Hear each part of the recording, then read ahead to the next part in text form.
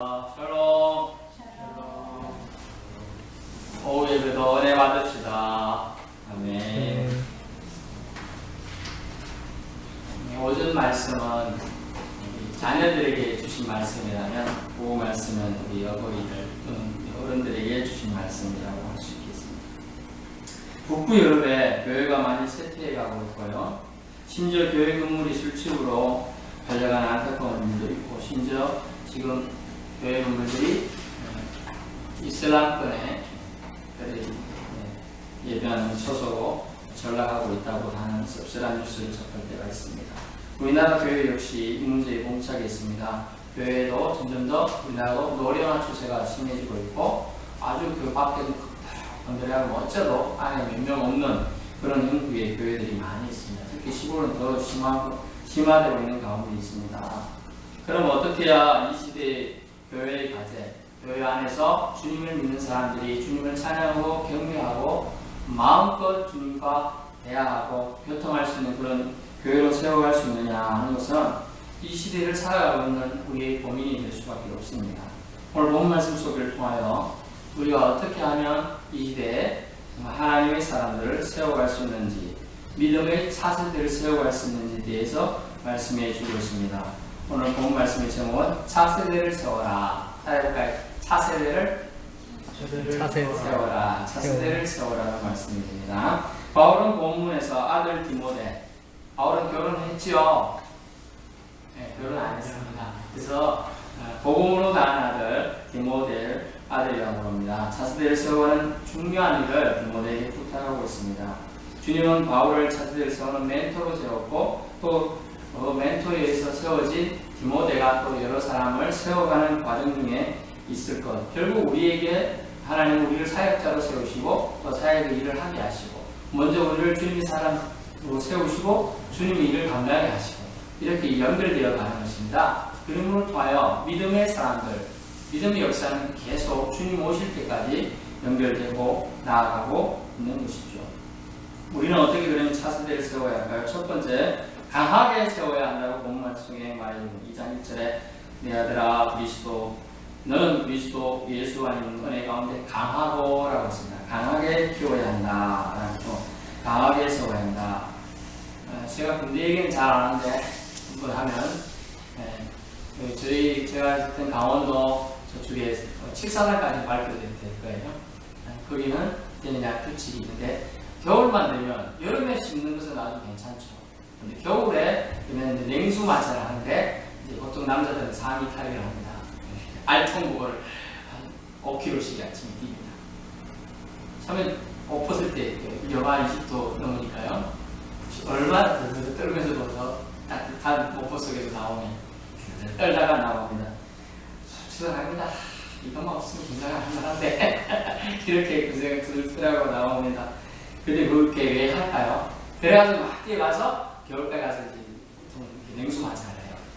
자기가 들고 간 수건 딱 하나 가지고 차가운 물, 얼음이니까 안 열면 돌로 깨가지고 물차가 서로 고통 구경하면서, 그러면 간부들은 서 가가지고 간부를 뭐라 하면 장교들 간부라고, 간부들은 뒤에서 뒤쪽으로 빨리 해. 자기들 안 합니다.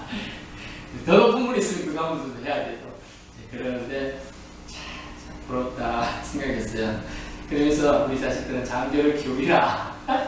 일단은 예전에 그런 생각을 해보았습니다. 강하게 하는 거에 냉수 마찰. 군인은 강해야죠. 군인이 병사를 모집한 자의 뜻에 맞지 않게 약하면 뭐 쓸모가 어디 있어요. 싸움이 나서 싸워서 이겨야 되는데, 싸우려면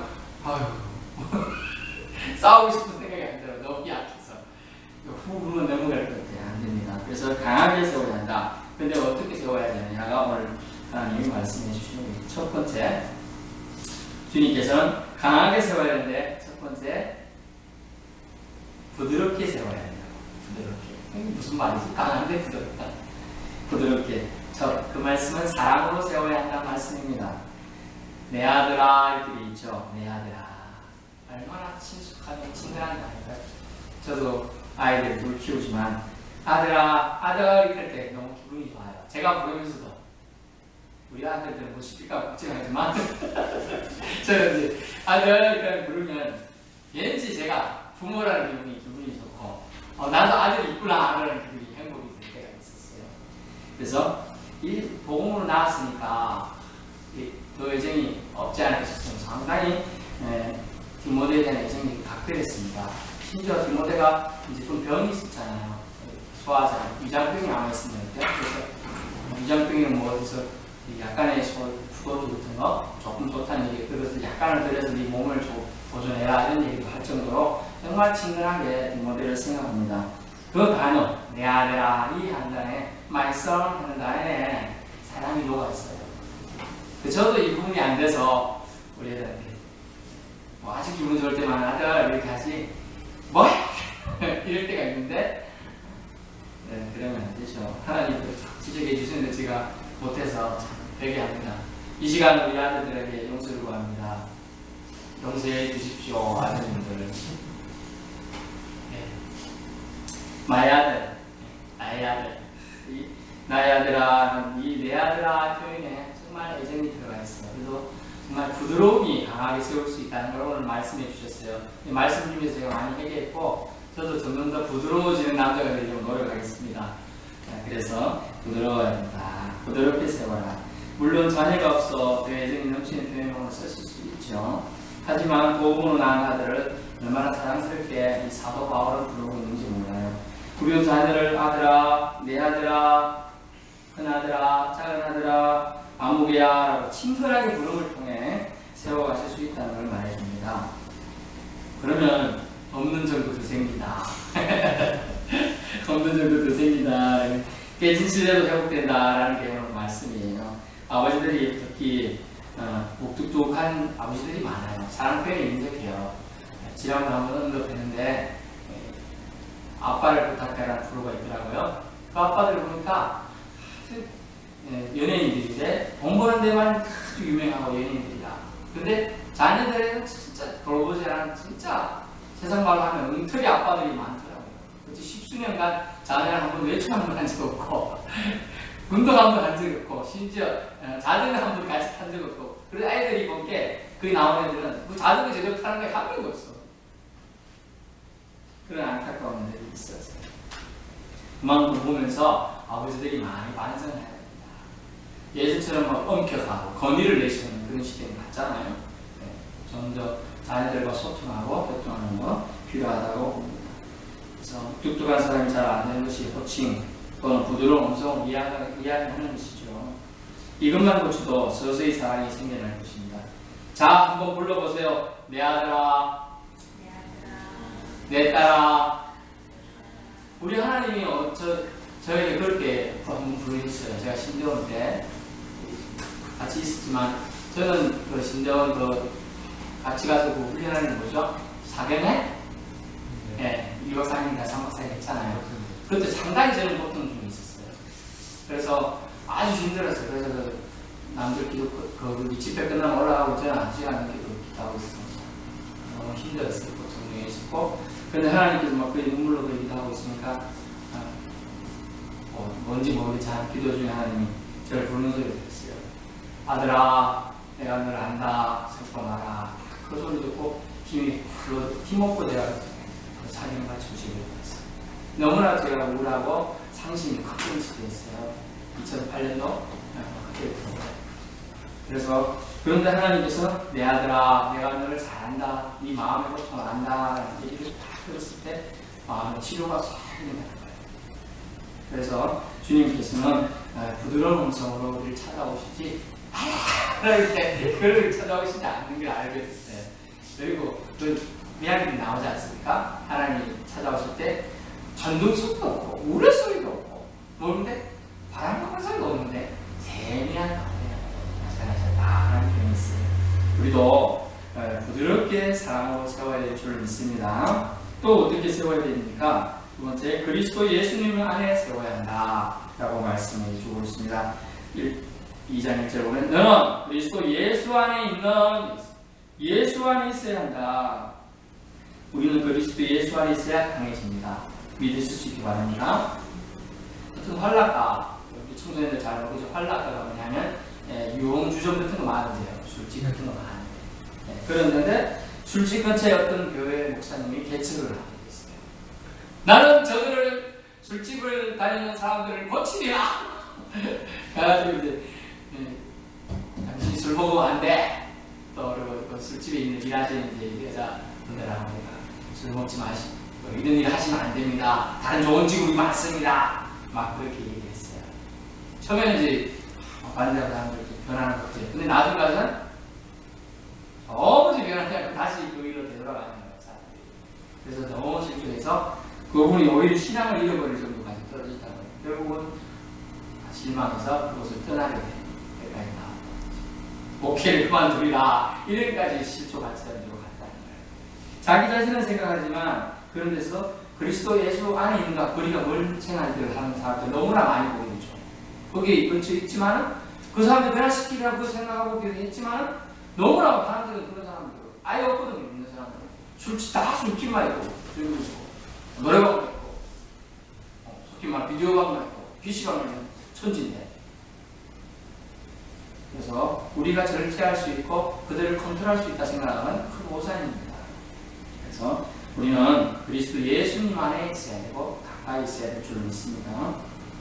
십자가를 통해 승리를 이루신 우리 주님의 담대함이 그리스도 예수님 안에 있는 은혜라는 것이죠. 그리스도 예수 안에 있는 은혜는 바로 우리 주님이 이루신, 이미 성취하신 담대함입니다. 믿으실 수 있기 바랍니다. 사방으로 우겨쌈을 당해도, 답답한 일을 당해도, 박해를 받아도, 넘어지더라도, 자빠지더라도 오뚜기처럼 또 일어서서 중단 없는 전진으로 달려가게 하는 힘, 우리 주님이 성취하신, 이미 승리하신 담대함이라는 것이죠. 그리스도 예수 안에 있는 자는 담대할 줄 믿습니다. 아멘. 이미 주님이 승리하셨기 때문이죠. 세 번째는 뭐냐면 강하게 세우기 위해서 세 번째로 주님이 주신 말씀은 은혜라는 단어입니다. 은혜는 무엇인가요? 공짜로 받는 것이죠. 공짜로. 주님을 의지하고 찾는 자에게 주어지는 것이에요. 우리가 생각하다 보면 큰 오산이 있는데 무엇입니까? 내가 뭔가를 이뤘다는 생각하면 큰 착각이에요. 그 이룰 능력과 그 힘, 재능은 누가 줬어요? 지능과 재능은 누가 줬어요? 응? 부모님이 줬나? 하나님이 주셨어요. 우리 유전자 하나도 우리가 아무나 마음대로 할 수가 없잖아요. 세포 하나도 우리가 뭐 마음대로 만들 수 있나요? 다 하나님이 성경 법칙에서 만들어 놓은 대로 운행되고 있는 것입니다. 그래서 강하게 세우기 위해서는 하나님께서는 우리에게 은혜 안에 있어야 한다라고 말해주고 있는 것입니다. 그것은 자신의 힘이 아니라 주님의 능력으로 일하라는 것이에요. 주님의 존재를 인정하라는 것이에요. 주님, 내가 할 수도 있지만, 내가 여기서 능히 할 수 있지만, 주님의 힘을 의지해서 하라는 거예요. 주님께 의뢰하고, 주님의 신뢰를 받고, 주님과 동행하겠다는 의지를 가지라는 것이죠. 왜 아이성을 수많은 출애굽한 이스라엘 백성이 그 정복을 못했어요? 주님한테 물어보지 않았어. 그때는 아이성 저 그냥 가서 치면 되겠습니다. 자기들끼리 죽덕죽덕 저 정도 얼마 되지 않네. 상도 작고 저 정도 됐을 정도는 그냥 넘어뜨리면 되죠. 이렇게 생각했습니다. 그런데 큰 착각이죠. 주님이 함께 하셨기 때문에 큰 여리고성도 무너뜨린 것이지 그 사람들이 힘이 세서 여리고성을 무너뜨렸나요? 데시벨 높은 고함 소리를 그냥 넘어뜨렸죠. 주님이 함께 하셨기 때문에 그 고함 소리에 힘을 실어서도 파워가 가는 것입니다. 다윗이 골리앗을 무너뜨릴 때 돌팔질 너무 잘해가지고 강속구가 한 300km 날아가니까 딱 맞아 딱 떨어지 지금 죽은 거잖아요. 그죠? 그렇지가 않아요. 그가 믿음으로 돌멩이를 돌려가지고 던졌을 때 그 돌멩이 하나가 강력한 핵폭탄 같은 힘으로 날아가서 맞아서 그냥 적사하는 거예요. 주님이 힘을 실어주셔야지 우리가 담대하게 할 수 있는 거죠. 그것이 뭡니까? 그게 은혜라는 거예요. 그게 예수 안에 있는 은혜. 은혜 안에 있어야지 우리가 강해질 수 있어요. 주님을 의지해야지 우리가 힘이 세지고 능력 있는 삶을 살게 된다는 걸 말씀해 주고 있는 것입니다. 두 번째로 주님께서 따라해볼까요? 충성되게 세워라. 첫 번째 우리 강하게 세워라 했습니다. 두 번째가 이제 충성되게 세워야 돼요. 충성되다. 로마서 1장 1절 2절 한번 찾아볼까요? 로마서입니다. 시작. 로마서 1장 1절, 2절. 신약 239쪽입니다. 개역개정판 239쪽. 예수 그리스도의 종 바울은 사도로 부르심을 받아 하나님의 복음을 위하여 특정함을 입었으니 이 복음은 하나님이 선지자들을 통하여 그의 아들에 관하여 성경에 미리 약속하신 것이라. 아멘. 성경에 미리 약속하신 것이 복음인데 이 복음을 통하여 충성되게 세워야 한다는 거죠. 베이스가 튼튼해야 된다. 그래서 지난번에 이렇게 우리가 축구를 우리가 좀 잘한다고, 저희 때는 뭐 축구 교실이 있는 게 없었잖아요. 그냥 막 무대볼 하다 보니까 좀 잘하는 거예요. 뛰댕기다 보니까 심폐기능이 좋아져가지고 막 뛰댕기는데 지치지 않으니까 달리기 잘하고 뭘 뛰가면 거기 차가가 되니까 그건 축구 잘하는 거예요. 그럼 요즘 어때요? 정확하게 베이스가 뭡니까? 축구 교실할 때서 기본기를 배운 사람하고 안 배운 사람 차이가 공 딱 차는 차이 거의 다릅니다. 그리고 드리블하는 게 달라요. 기본기 배운 사람과 안 배운 사람. 베이스. 그 베이스가 되냐면 충성된 믿음, 복음에 있느냐, 근거에 있느냐, 아니냐 차이. 그래서 2절에 네가 많은 성인 앞에서 내게 들은 바를 충성된 사람들에게 부탁하라. 들은 바 그대로, 주님이 주신 바 그대로 전달하는 거죠. 충성된 사람들. 자기 거 못해서 이렇게 하는 게 아니에요. 충성된 사람은 그대로 전달하는 거죠. 충성되게 세워라라는 거죠. 바울은 2절 말씀에 디모데에게 네가 그동안 훈련받았고 내게 들은 복음을 충성된 사람에게 부탁하라고 합니다. 여기서 충성된 사람은 누구를 말합니까? 바로 신실한 사람입니다. 신실한 사람. 이는 믿고 맡길 만한 사람을 가리킵니다. 어떤 기업의 회장님이 후계자를 세울 때 경영 능력과 성실성을 갖춘 사람을 세워 물려줄 것이라고 말을 하고 공지를 했습니다. 근데 아무도 처치를 못했어요. 자기 회사 내에서는. 근데 가다 보니까 자기 회사 말단 청소하는 사람을 발견한 거예요. 이거 실제 미국의 어떤 기업 회장이 그 사장으로 어떤 청소부를 세우는 과정이에요. 청소부가 너 나는 뭐나 안 뭐나 성실하게 휴지 주고 청소를 하는 거예요. 나는 보통 이제 아르바이트 개념으로 일하면 어때요? 아르바이트 해보시면 알겠지만 좀 안 보면 좀 쉬고 싶은 거예요. 안 보면. 근데 자기처럼 파트로 일하는데 파트 개념이 미국 발달했으니까 몇 시간만 딱 하고 가는 사람 되는데 끝날 시간대쯤 되면 되고 그지부지 되거든요. 처음에는 이제 열심히 하죠. 시간 지나면 마지막 부분에 하나요? 또 심지어 시간 초과해서 하나요? 안 합니다. 초과하면 초과수가 나올 거지.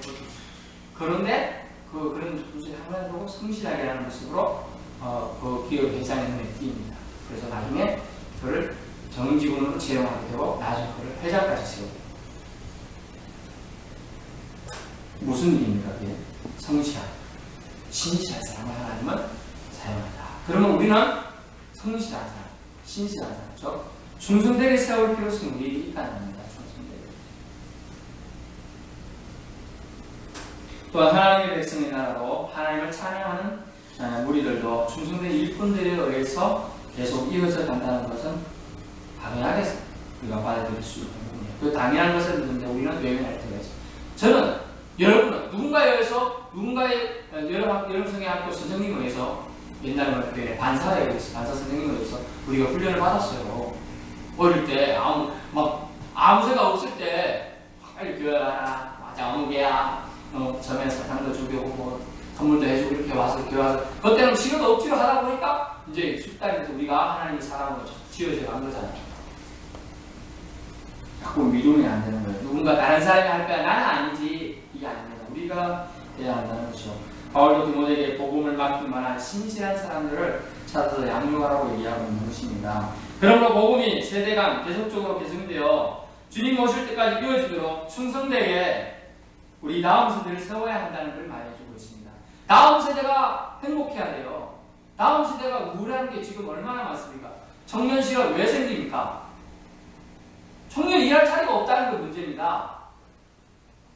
그러면 우리는 대모해야죠. 으쌰 나라에서 직업 만들어내라. 그렇게 한다는 거 되나요? 안 됩니다. 우리가 주님 안에서 신실하게 최선을 다해서 가면 하나님 길을 여시는 거예요. 예전에 말씀드렸지만 저희 차후에는 산모하리라. 연애하지 않는다. 결혼하지 않는다. 연애하지 않으니까 결혼하지 않고 결혼하지 않으니까 자녀가 없어요. 그럼 우리나라는 어떻게 말도 안 되는 얘기죠. 2100년, 심지어 2200년 되면 대한민국 없어지리라. 그런 얘기까지 퍼지고 있는 거예요. 심각한 문제죠. 우리는 충성되게 세워야 한다. 지금 2100년, 2200년 얘기했습니다. 충성되게 세우지 않으면 앞으로 20년, 아주 큰 교회들 제외하고 30년 지나면 교회는 명령만 있었지 교회의 정말 구성체인 참 성도들은 없어질 수 있다는 아주 안타까운 일이 지금 보고되고 있어요. 그러나 우리는 다음 세대를 충성되게 세워야 합니다. 그들이 자신도 하나님 앞에 충성되어 세워질 뿐만 아니라 다른 사람도 세울 수 있는 위치까지 갈 수 있도록 우리는 애정을 가지고 다음 세대를 세워야 해요. 차세대를 세워야 해요. 뭘로 해야 됩니까? 기도를 심어야 돼요. 우리 자녀들을 위한 기도, 우리 청소년들을 위한 기도, 아동부들을 위한 기도를 계속 해야 돼요. 우리의 본 말씀 속에 나와 있는 충성되게 세움을 통하여 그들이 또 다른 사람들을 가르칠 수 있다는 미래형이 말씀하고 있죠. 마태복음 28장 19절 20절에 뭐라고 나옵니까? 우리 주님께서 승진하신 마지막 지상 명령을 주시자 해서 마태복음 28장 19절 20절입니다.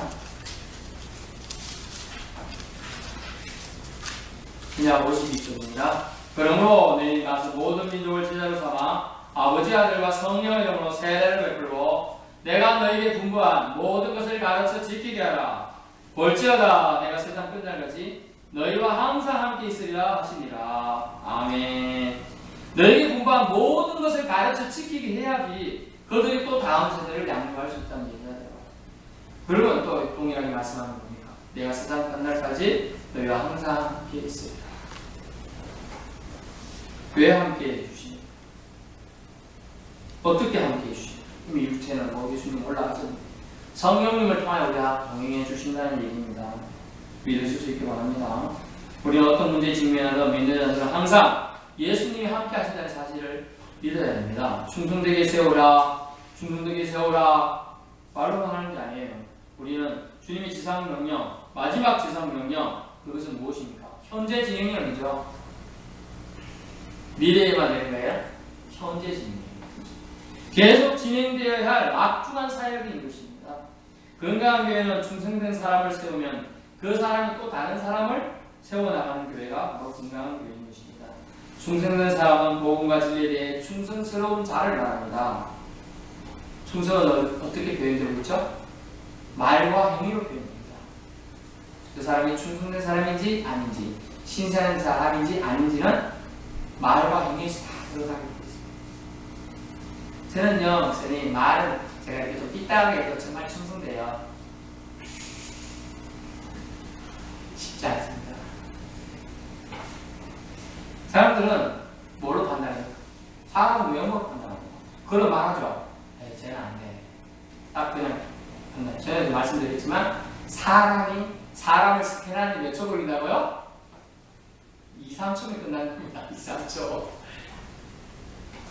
2~3초 만에 판단 나요. 왜? 저 사람은 블랙안경 썼네? 잘날지 잘나나? 머리 이렇게 8:2 가나? 7:3 했네? 생각하지? 이렇게 생각합니다. 우리의 사람의 기준이에요. 근데 이제 거기다가 말합니다. 이 사람은 스카이 출신이야. 그럼 조금 더 다르게 봅니다. 사람 기준이 자꾸 이상해지죠. 사람은 그래요. 하지만 주님은 그런 기준으로 사람을 세우지 않은 걸로요. 말과 행위에 있어서 신실한 사람, 그런 사람을 사용한다는 것이죠. 그런 사람을 충성된 사람이라고 말하고 있습니다. 고린도전서 4장 1절 볼까요? 고린도전서 4장 1절입니다. 고린도전서 4장 1절.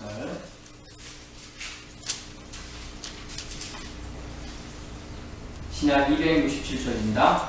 신약 267조. 사람이 마땅히 우리를 그리스도의 일꾼이요 하나님의 비밀을 맡은 자로 여길지어다. 2절 보면 맡은 자들에게 구할 것은 충성입니다. 아멘. 맡은 자들, 하나님의 일을 맡은 자들. 자, 가만히 생각해 보세요. 우리가 예수 그리스도를 믿고 주님을 나의 중 하나님 영접한 사람입니다. 영접했습니다. 저는요, 목사님, 영접을 했는데 하나님께 저에게 일을 안 맡겼는데요? 그건 하나님을 잘 모르는 거예요. 이미 나에게 내가 예수님을 구주로 영접한 사람들은 이 막중한 책임감이 이미 되고 쓰는 겁니다. 맡겨주신 거예요. 먼저 영혼 구원에 대한 책임을 우리가 다 지고 있는 거예요. 공짜로 받은 구원, 공짜로 전해야죠. 왜? 나는 내가 꼿꼿하게 내가 이럴 사람이 아니지. 그 생각을 할게요. 하나님 뜻 안에서 이럴 사람이 없으니까 다 동의합니다. 주님 앞에 다 자녀예요. 구원받아야 되기 때문에. 그 영혼을 생각하면 우리가 좀 수치로 부끄러워도 예수님 믿으세요 해야 돼요.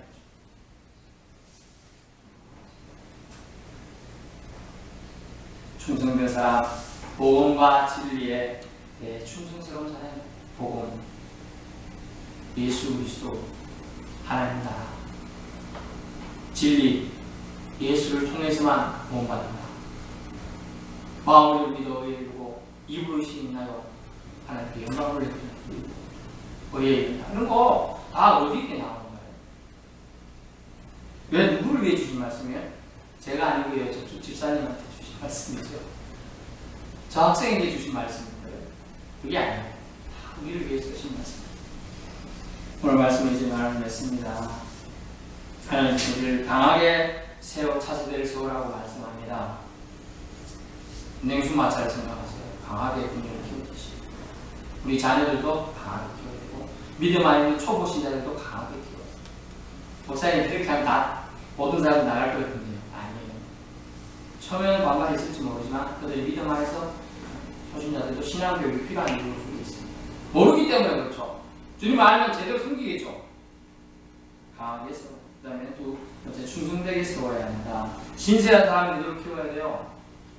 정말 내가 없어도 그 교회가 잘 진행되게끔, 내가 없어도 내가 이루고 있는 구성체가 잘 굴러가게끔 해줘야 되는 거죠. 나 없으면 안 돼. 아주 소중한 가치 가지고 있죠, 그분이. 하지만 나 없으면 안 되는 그 구성체는 이제 멸망하는 거죠. 이를 위해 우리는 건강한 교회, 우리 주님의 교회가 주님 앞에 인정되는 교회가 되기 위해서는 어떻게 할까요? 우리는 기도로 중보하실 수가 있습니다. 기도로 우리 자신이 먼저 영적으로 강해지시기 바랍니다. 우리 자신이 충성된 주님의 사람들로 세워지시기를 기도드립니다. 이를 통해 하나님께 영광 돌리는 우리의 삶이 되고 미래가 있는 우리 후손이 되리라 믿습니다. 여러분 모두 차세대를 강하고 충성되게 세워가는 주님의 역군들 되시길 주님으로 축원합니다. 아멘. 주 하나님 감사합니다.